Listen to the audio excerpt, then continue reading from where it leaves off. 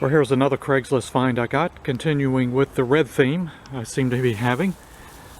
But I got another Sears Craftsman here with a 6.75 horsepower Briggs and Stratton engine on it.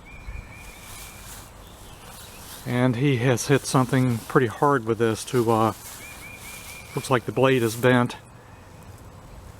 And I'm pretty sure the flywheel key is sheared. It doesn't look like the crankshaft's bent though.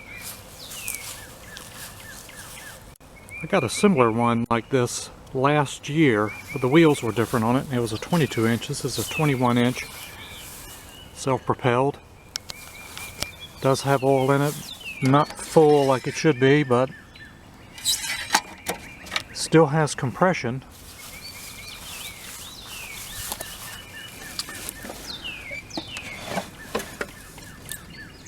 This blade is bent, as you can see here. And I'm going to pull the spark plug out and we'll check the crankshaft together here. He said he hit a rock in the yard and it would not start back up. This is a primer button. Very similar to the other Sears that I had, engine-wise. This is front wheel, self-propelled, high tunnel mulcher they call it. I'm not crazy about these type self-propelled. This is the locking type. He said that was still working. So let me take the spark plug out and just kind of spin this engine around. Let's double check this crankshaft.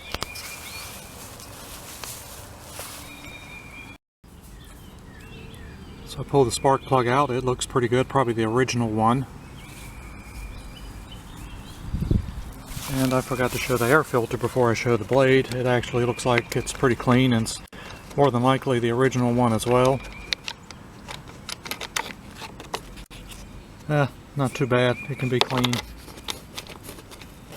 He said he hit this last fall and it's been in a storage room. His outside storage room. It's kind of got a funny smell to it, but other than that, it's clean. A little bit of rust. Let's just view this together here. Got the handle tied back. The blade is definitely bent, hitting.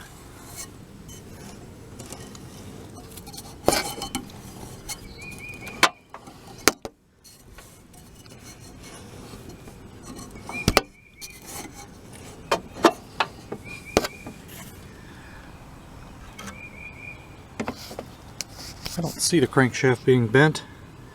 But I'll certainly look at it closer. That blade is definitely bent. And here is the model number, which I don't have the manual with it, so it'll come in handy to get the manual from that number, which you can get online. Well, I've taken the blade off, and it didn't break any of these holders here for the blade itself. But this blade is pretty bent up. It's actually kind of bent in the center. I put a little heat in this blade and just kind of flattened the center out because it wasn't sitting on the blade adapter flat. Now it is, and it's not hitting anything anymore. I didn't want to go too expensive putting another blade on here until I can determine if that crankshaft is indeed bent. And it's kind of hard to say. I see a slight bobble, but I'm more curious to see if the flywheel indeed is stripped, which I'm sure it is, if I can get it to run. Just going to pull the rope on this to see if it's not hitting anything. Wow. Thing acted like it tried to start. Let's try this again. I didn't push the primer button, but I'm not even sure there's any gas in this thing.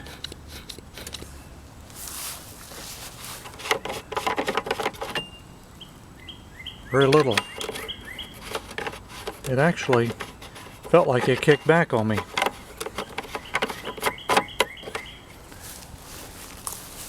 Let's try that again for the heck of it.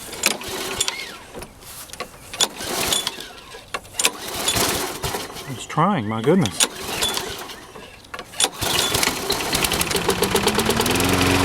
thing runs. Look at that.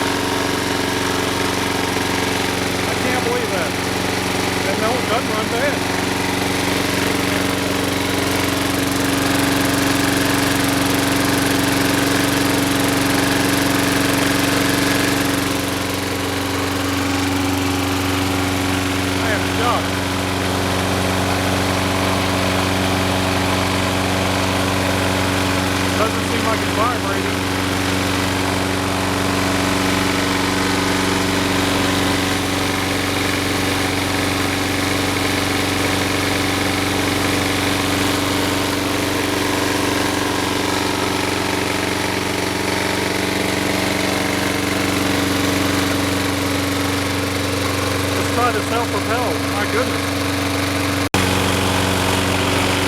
And self-propelled. I'll cut much with this.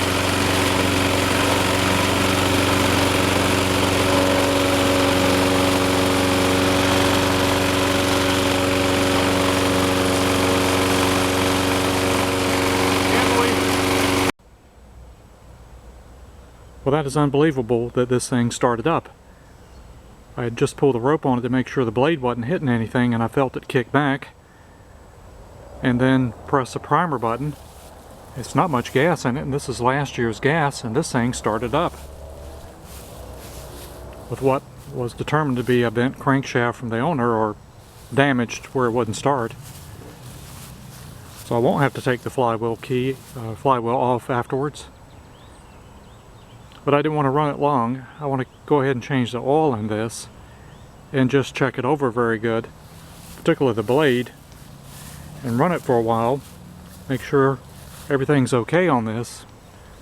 But it looks like I won't have to do a lot. I may have to put a blade on it, but it looks like we got a running Craftsman.